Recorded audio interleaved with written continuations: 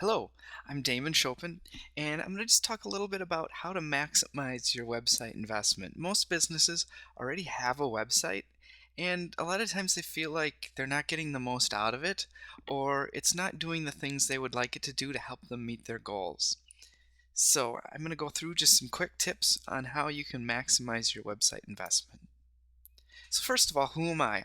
I'm Damon Chopin, and I'm owner of Portlight Technology.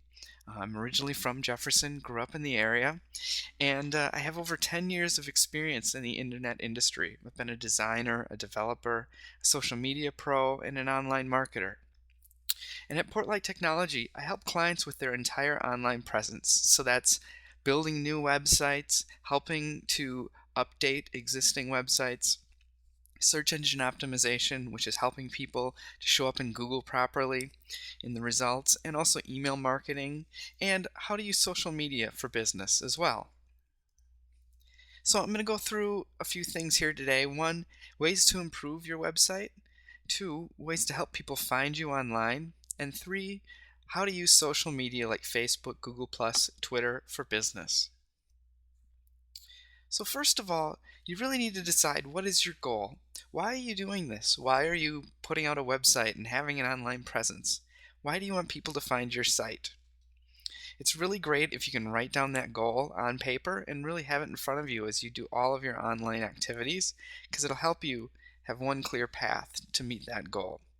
So I have a sample goal here, and this is for a glass dealer in the Tucson, Arizona area. It's a fictional company, but I wanted to put together a concrete example to show you. So this example is, I want consumers in the Tucson, Arizona area who are looking to buy shower doors and mirrors to find my website, gain trust, and call or visit my store. So we're clearly defining who the consumers, it's not other businesses, and we're defining our geographic target area, which is the Tucson, Arizona area, and we're defining the products or services, and in this case the products, shower doors and mirrors. And then the what do we want people to do once they find the website? We want them to gain trust and call or visit the store. So having this goal in mind will help through your entire online process. So then what you want to do is brainstorm your search queries. If you were a consumer, how would you search for your products and services on Google? Think like a consumer and try and define what is most important. So leave out technical terms and jargon that most people won't know. You want to think of the ways that people would type in to find your products and services. So again, for the glass dealer, probably glass dealer wouldn't be a word that you would probably have most consumers typing in, but shower enclosures, bathroom mirrors, mirror installation, shower enclosures, Tucson, Arizona, those are things that consumers are actually going to search on. So once you have that list, you can use this then when you write content for your website and for other online sites, because that'll help link you to those keywords. And also, know your competition. Now, your offline competition in the real world of competition down the street may be different than your competition in the online space.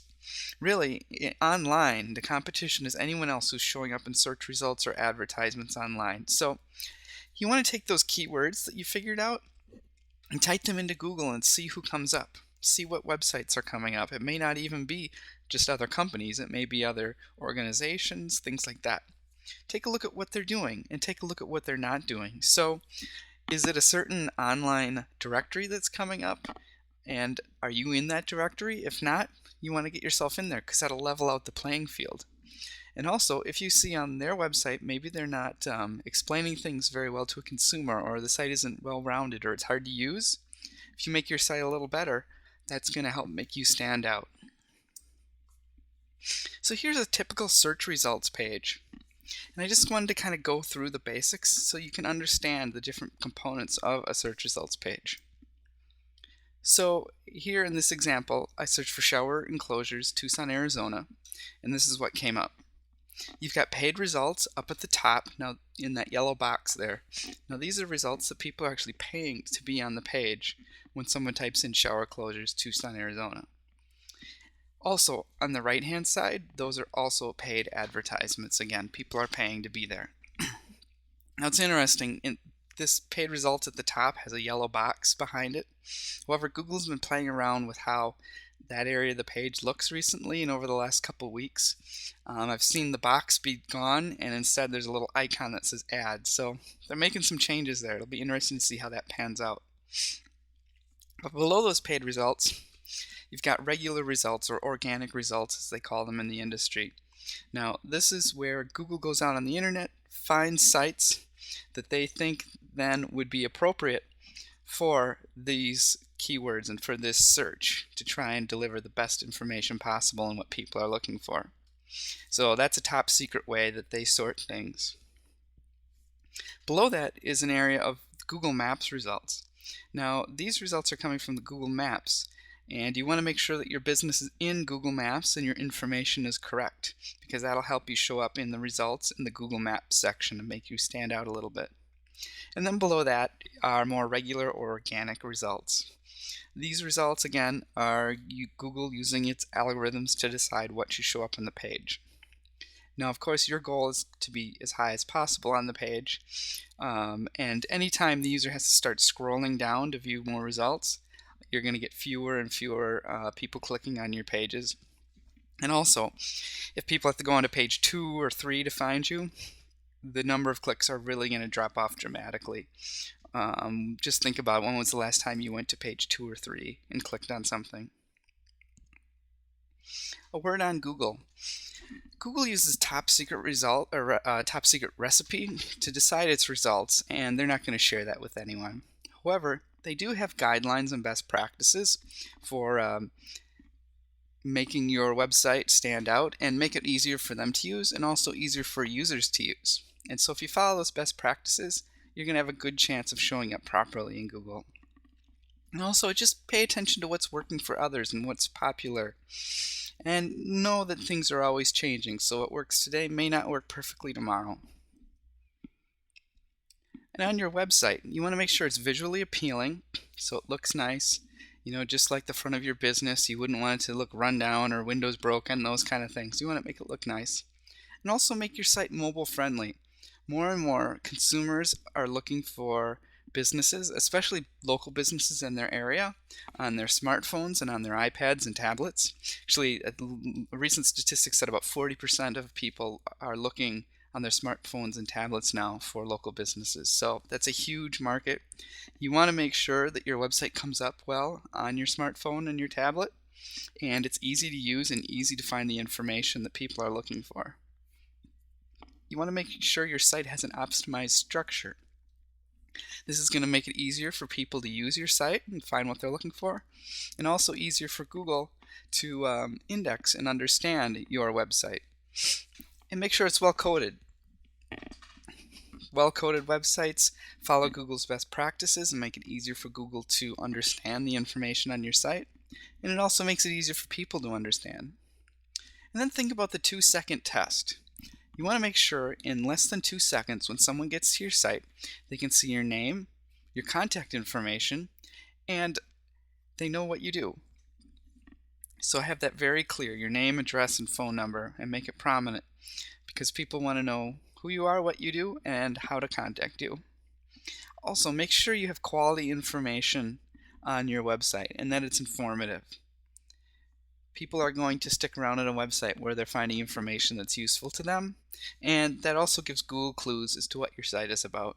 And update your site regularly. Google gives preference to people who update their sites regularly. So we're going to just look at 2 websites here and kind of compare them side by side a little bit about what's good or what could be improved between the 2. So here, the first one, the Glassmith. They have their address up at the top, which is nice, but no phone number. It'd be great to see that up there as well. You have to do a lot of reading and kind of looking at this page to figure out what this company does. It's not super clear, besides the fact that it stands out that, sorry, we do not carry auto glass. So it can take consumers a little bit to figure out, okay, what does this company do?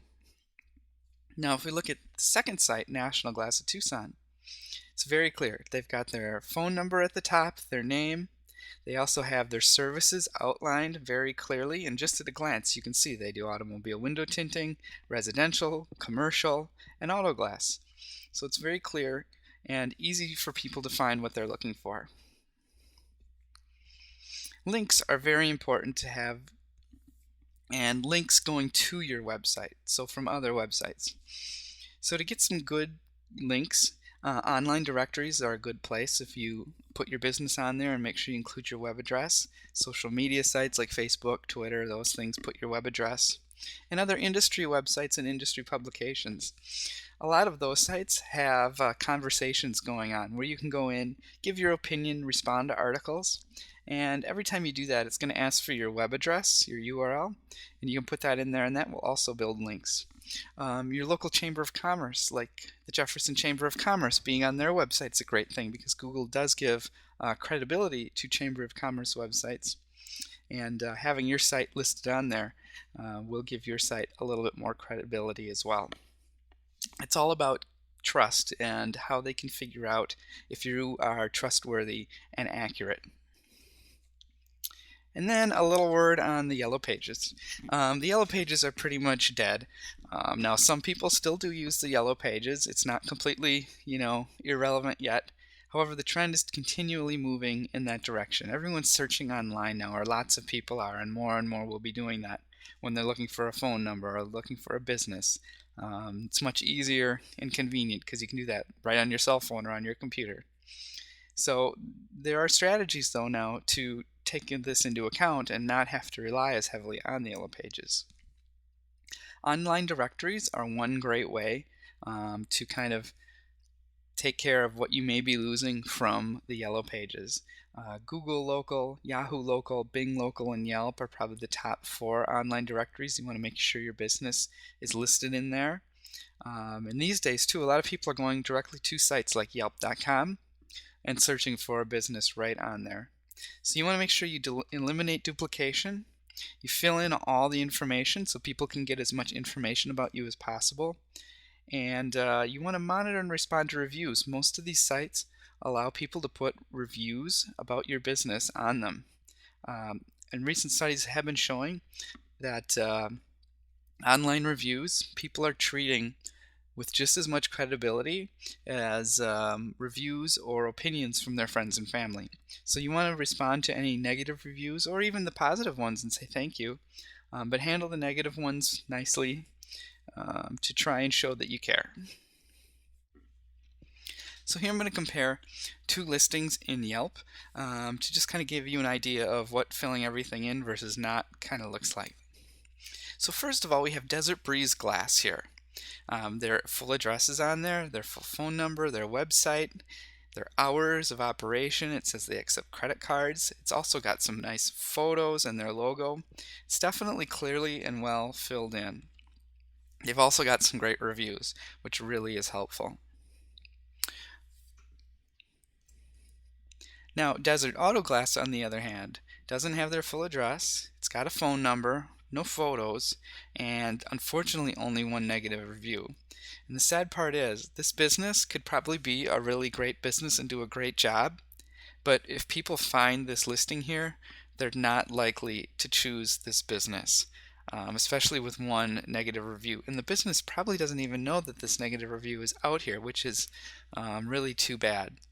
People who come onto this page are probably going to click on the Real Fast Auto Glass LLC, which is an ad here, because it looks like their stuff is filled in and they've got good reviews. So just by filling all that in can really be a big help.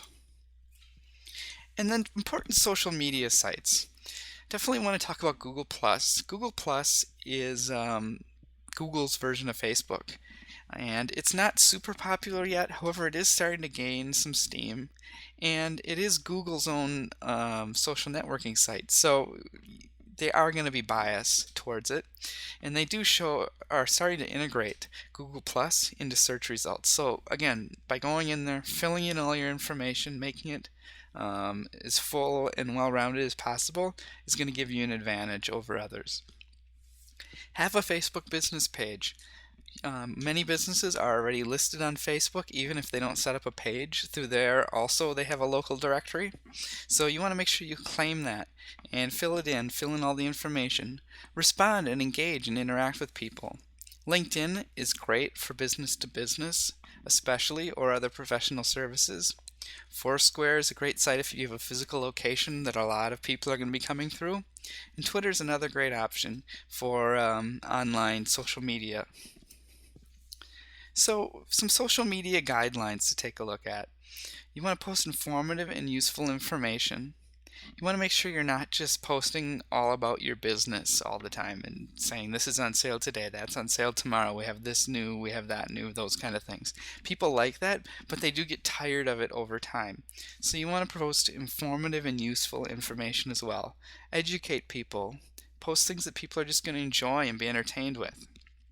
Also, engage and interact with people. It's a great way to get feedback, ask people questions, and also if they send a message to you or comment to you, make sure you respond to them.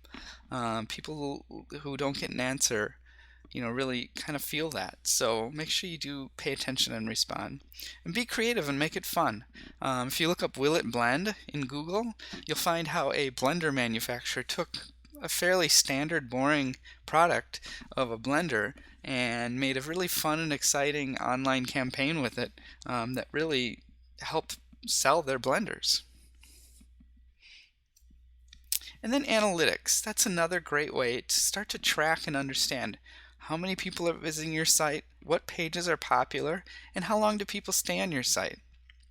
It really helps you to understand your audience and gives you some ideas on what to do next.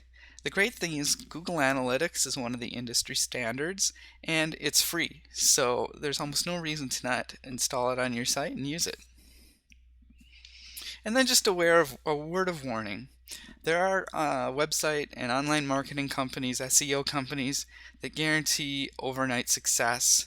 They have top secret methods. You want to watch out for any of that. If there's something they can't reveal to you, they are probably doing something that is against Google's policies and best practices.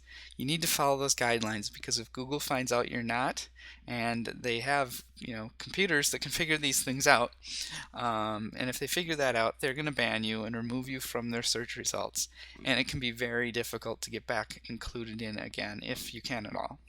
So slow and steady is really the best way to build your online presence and your online marketing. However, over time it does start to snowball and really become great.